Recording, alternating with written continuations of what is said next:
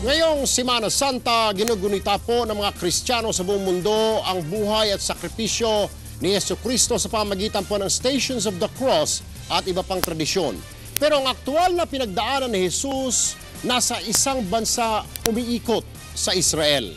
Binisita yan ng hepe po ng News 5 na si Lucy Cruz Valdez at narito po ang kanyang kwento sa Journal Exclusive.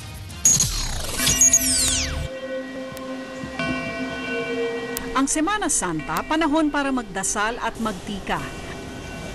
Alalahanin ang pagpako, pagkamatay at muling pagkabuhay ni Jesucristo.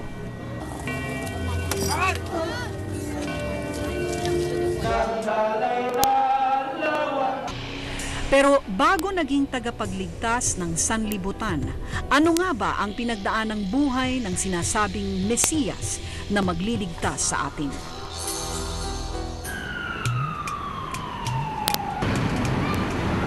Ito ang Israel, ang bansa kung saan isinilang si Jesus.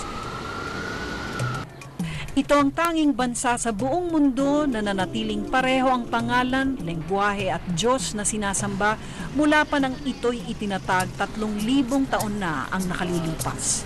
Sa aking pagbisita sa Jerusalem, mas nakilala ko ang bugtong na anak ng may kapal at nalaman ang buhay na kanyang pinagdaanan nang siya'y magkatawang tao.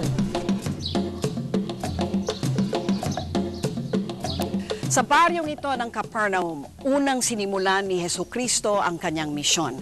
Daan-daang taon bago pa isinilang si Jesus, nakita na ng propetang si Isaiah na itong Capernaum sa Galilee, unang makikilala ang tagapagligtas.